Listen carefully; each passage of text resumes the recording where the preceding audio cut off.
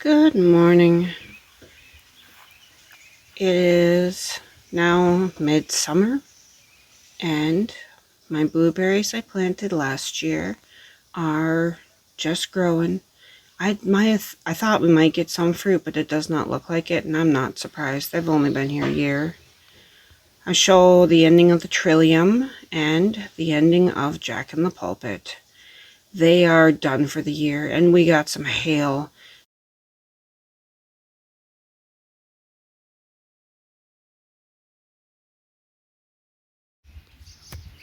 These are flowers that have not bloomed yet. They are in the shade here, and the lilacs are done with their bloom. It seems like it is the end of spring and going into summer, but the summer stuff isn't quite there yet. Here's our snow on the mountain, which is the lacy-like flower that they produce. Very beautiful plants. The leaves are right behind them. And that's our phlox bed, and the phlox is being a little slow this year, I think, to bloom. Just not up quite yet. And here's our lupins with their flower.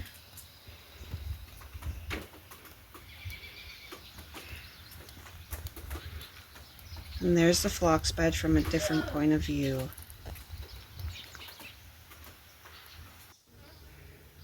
The chives are blooming really nicely. Pulled some of this out and made myself chive and sour cream dip for chips. And daylilies are not blooming yet, but the ones behind here are the same flowers under that tree, but they bloom earlier in the flower bed. And here's all my little plants that are in between they're the orange blooms and the peonies. And kind of want to change this garden bed around. Got a lot of little plants just tucked in here, but you can't see them well because the orange lilies get so big. And then here's that climbing plant.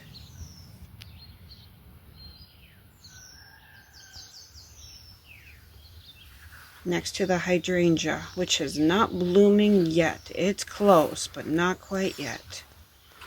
Now, I came back a couple days later and got this one, and you can see the poppies in the planter right in front of the hydrangeas, but the daylilies bloomed just within those 5 days. And that's that whole garden bed. Now here is actually by those garden beds, but it's up against the house. This is actually not a flower bed. This is just in the rock pebbles, but the poppies have decided they wanted to take over there. Along with some lupin seeds that got accidentally dropped there. Some milkweed that grew up there, which my mom considers them weeds anyways. But yeah, they're growing well. Now, we got our baby bunnies separated from their mama. They cannot stay with her because they will continue to drink milk and hurt her. And then our chicks are pretty much full grown. And we had a fun time when we were getting them rebanded because the baby bands on them got too small. That we've had a photo shoot with them. Had some fun.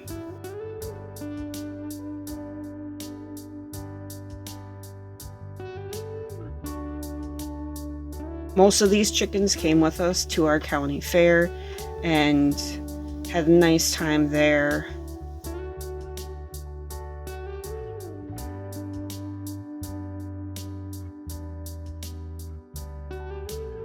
Now in our garden, our main work is putting up this fence. We have taken T-posts, and I forgot to do the very beginning here, but halfway through I remembered to pick up the camera. So we are putting the T-posts, I think it's 4 or 5 feet apart from each other, because I learned when I had my small garden, 8 feet does not work well. My kids all helped me put in the T-posts, and they had fun doing this. Good! Dude, you're good!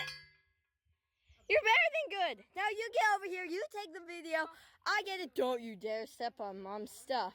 You go. Rolling. Go!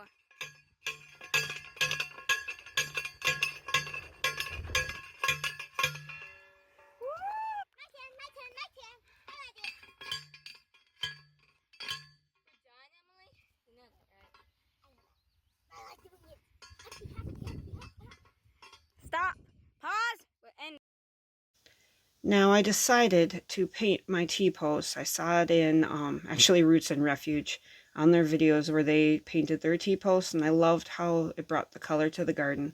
So I went with a purple and a blue. My kids helped me pick out the colors, and I love it. Now, this is how the garden looks. From that small little plot of garden to now this gargantuan one.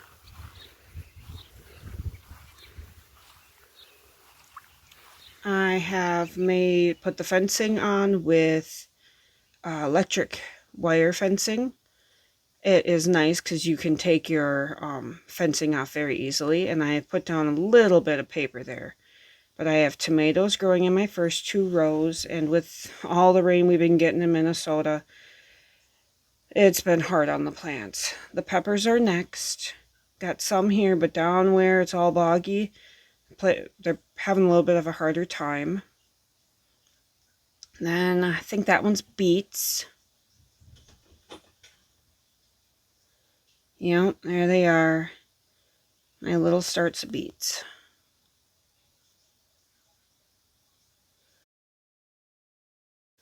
Oh, that one was green beans. Then the wax beans. Again, I even double planted those, and it's been too wet, which is a weird thing.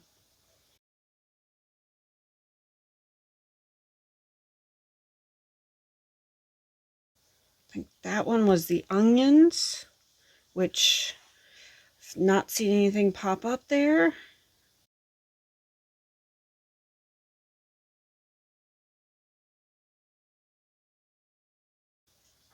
This is the carrots. Tiny little carrots growing. We had the boards on them for 3 days to help them germinate, and then took them off. And then I did not get these planted out yet, but I got the ending beds planted out. Right in front of the beds, I have 2 artichokes. I actually planted 5, and only 2 of them survived the transfer. And then all the different types of squashes, watermelons. I do this mound. I don't know why, but I always go to it, and I'm glad with all the rain we had that they were up a little bit. We're just getting our first germination here, and then I believe after this video, I went through and replanted out these plots because I was having a hard time, and birds were actually coming and eating my seeds. And then behind, I have corn and sunflowers growing. And the sunflowers popped up first and are doing pretty good. And then we just got some corn, not as much as I was hoping for, but the corn seed was pretty old, and that's why I just wanted to get it in the ground and see if anything would grow.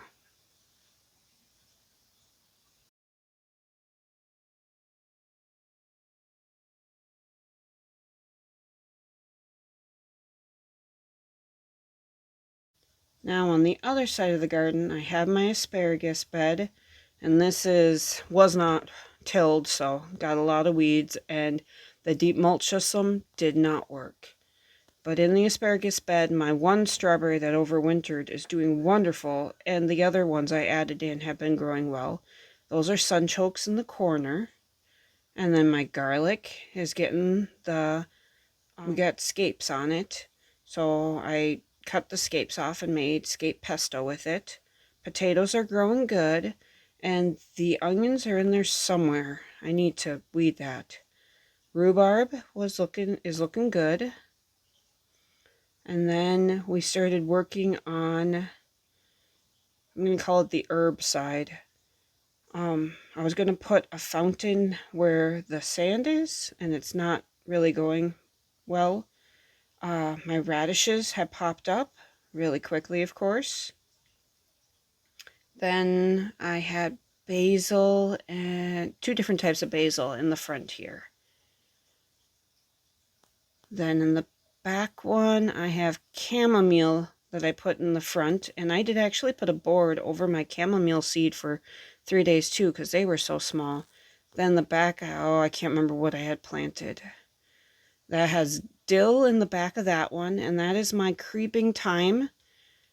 And then I got my 2 lemon balm plants from where they overwintered, and then I planted borage in the front there. And I have 1 little lupin that I had when I was moving dirt, so I just planted it there to see what would happen. And that's it. I still have a lot more to do on this garden, but at least something's in. That's our pond that we have.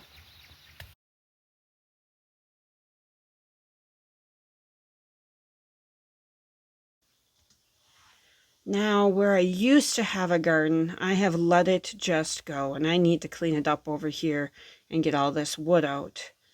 But I'm just kind of leaving it for now, and I might do it next spring because I got grapevines here that will need to be transferred, and they are growing so well that I'm afraid that I'll try to move them here in the summertime and I'll just kill them. And then I have a couple bushes. I think these are, I know I got fig and cranberries over here, and I think these are my figs. And then my daughter actually transferred some strawberries from out in our field, and I want to get those over in the asparagus bed. But they were transferred this year, so we'll get that done when we get it done. And then my last bushes are the cranberry bushes. And they are right in the midst of all the weeds, but I'm going to wait till they go dormant and then move them into the garden area and try to get rid of as much grass seed as I can. And there's my daughter. Here is our nasturtium that my daughter planted indoors. And then my other daughter showing me her armyworm.